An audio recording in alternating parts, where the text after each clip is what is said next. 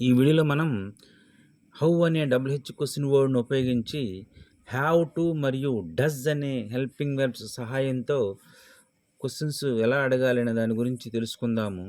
Usage వచ్చి ఒక పనిని ఎలా చేయాలి అని ప్రశ్నలు అడగటానికి ఈ విధమైన వాక్యాల్ని వాడుతూ ఉంటాము.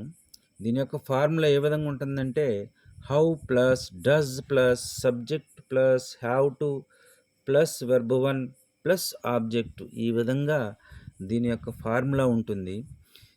హౌ ఇది క్వెషన్ వర్డ్ ప్లస్ డస్ ఇది ఒక హెల్పింగ్ వెర్బ్ అంటే సహాయక క్రియ plus subject pronouns he she it Rama Sita plus have to.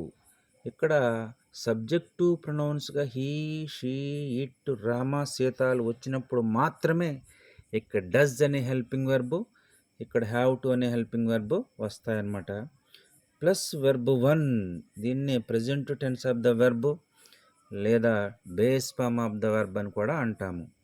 ఈ వెర్బ్ 1 యొక్క ఫామ్ ఏ విధంగా ఉంటుందంటే యాక్ట్ నటించు, బై కొను, విజిట్ దర్శించు, వర్క్ పనిచేయు, వేర్ ధరించు. ఈ విధంగా వెర్బ్ 1 యొక్క ఫామ్ ఉంటుంది. కొన్ని ఎగ్జాంపుల్స్ని చేద్దాము. How does he have to come there, అతను అక్కడికి ఎలా రావాలి. How does she have to go there, ఆమె అక్కడకు ఎలా వెళ్ళాలి.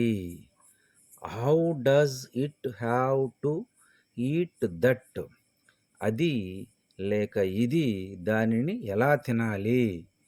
ఇలాంటివే మరికొన్ని సెంటెన్సెస్ మీరు ప్రాక్టీస్ చేసినట్లయితే ఈ విధమైన సెంటెన్సెస్ ఏ విధంగా చెప్పాలి, ఏ విధంగా రాయాలి, ఏ విధంగా మాట్లాడాలని గురించి తెలుసుకోగలుగుతారు. Thank you for watching this video.